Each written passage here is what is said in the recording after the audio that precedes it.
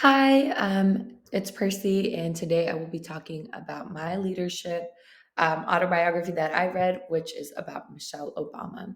To get us started, a little bit about her background. Again, I read the book Becoming.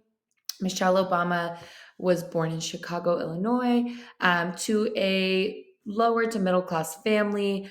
She was, a daughter and a sister to one brother, just a small knit family. Although she did not have a lot growing up, her parents really prioritized education. Michelle Obama graduated with a law degree from Princeton University and a Juris Doctor degree from Harvard Law School. She is a mother and an author, and most notably known for being the first lady to President Barack Obama, who was our 44th president. Michelle Obama was the first African American First Lady of the United States, and she took on a few initiatives that I will be talking about throughout this presentation, being healthy families, serving military members and their families, higher education, and international adolescent girls' education. So, to dive right into some of the challenges that Michelle Obama faced, she had external challenges as well as internal challenges. The first situation that she was presented with really came from uh, unhealthy eating, obesity rates that America was facing and plagued with at the time. And so that was one situation that she wanted to focus on. And then education was another one, specifically for international girls. An excerpt from her book talked about when she first came into office, she had no idea what initiative she wanted to take on. And then she saw a group of international girls perform, which had an aha moment for her. And she knew that it was going to be an uphill challenge to work with this community and to get them what they needed. I will talk a little bit more about that initiative. But she also received a lot of external criticism. For one, being a Black woman, she was often put on spotlight in the press for being too aggressive, for not doing enough. And so from that, she experienced a lot of internal challenges that she had to overcome. One of them being imposter syndrome. She talks in her book. In different moments, I'd felt overwhelmed by the pace, unworthy of the glamour, anxious about our children, and uncertain of my purpose. And this is a direct quote from her book. So Michelle was not someone who did not have any challenges coming in as the first lady. Let's talk a little bit about her leadership theories. Michelle Obama is, from what I've analyzed from reading her book, I've identified servant leadership, behavioral leadership approach, and authentic leadership. A quote from her book, for me, becoming isn't about arriving somewhere or achieving a certain aim. I see it instead as forward motion, a means of evolving, a way to reach continuously towards a better self. The journey doesn't end. So, to start us off, Michelle Obama is attributed for being a servant leader. And Norhaus describes servant leaders as someone who has the desire to serve first, to put other people's needs above their own. And so, one of the campaigns that she started was Let's Move. And in her campaign, when she was targeting this challenge of obesity rates in America and resources available for low income children to eat healthier, Michelle first started with listening.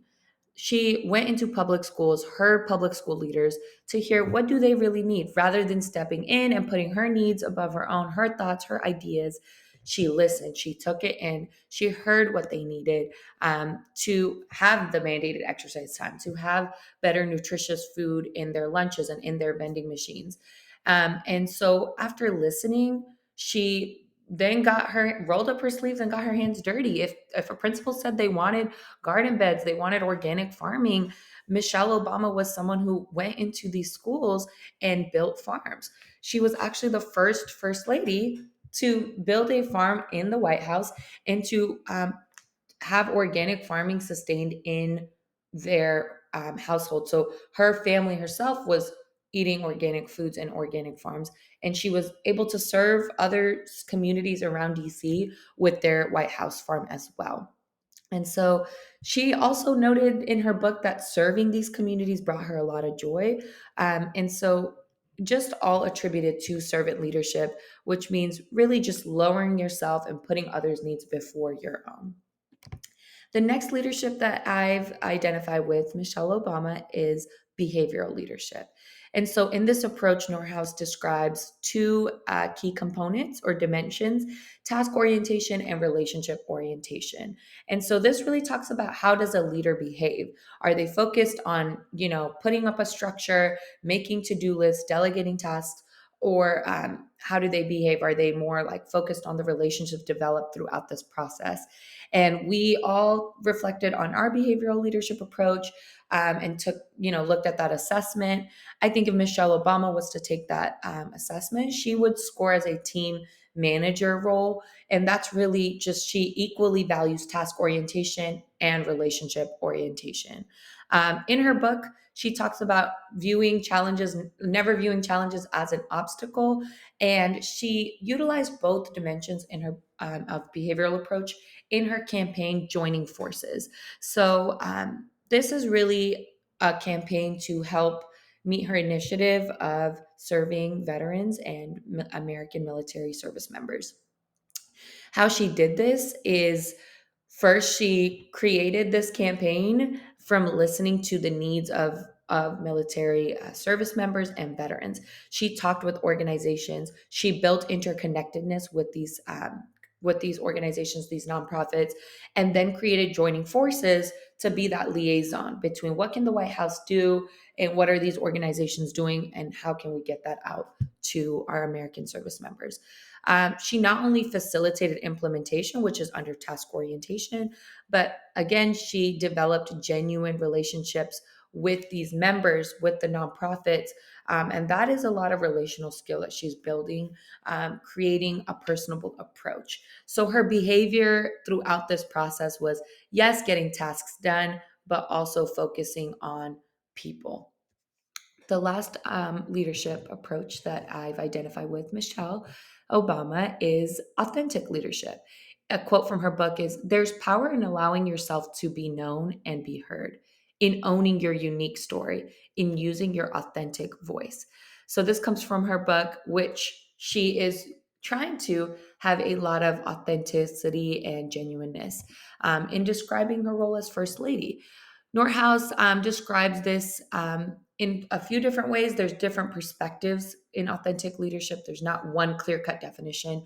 So some of that is having interpersonal relationship, being a genuine person. The other is, having interpersonal relationships with the people around you, your followers.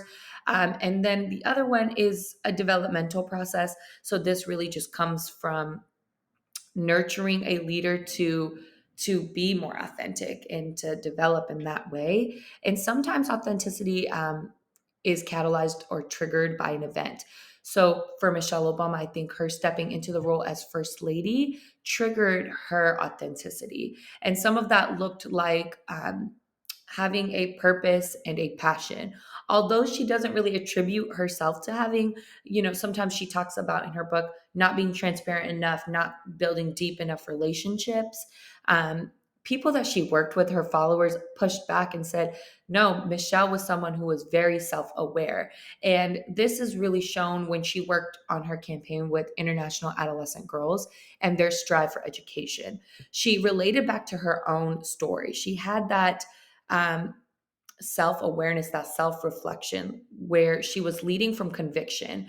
When she created this campaign for the girls, like she thought about her own struggles that she had going through Harvard Law School, going through Princeton, being a Black woman, being a minority. And so she had that conviction that led her to create and implement efforts for international girls to receive a bachelor's degree, master's degree, and even girls, in countries that weren't allowed to receive education.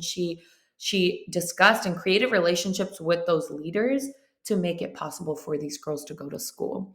And so she had a lot of heart, a lot of compassion, a lot of self-discipline, and her authenticity really just grew over time. You can see it develop in the book. She talks about, in her first year where she was just dipping her toes into being genuine, creating trust and respect. And then by her fourth year of being First Lady, just going headstrong with diving into deep relationships with these public school leaders, with Let's Move, or with the military service members that she was creating relationships with, or even with international leaders where she was trying to develop programs for girls to go to school.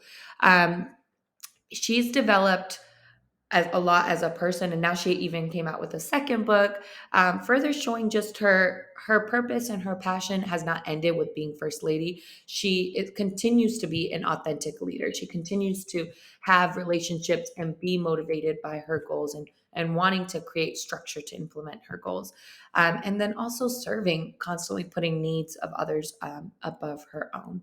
So that's Michelle Obama. My sources are listed right here. I'm excited to hear your comments and your questions in class. Thank you again. Have a great day.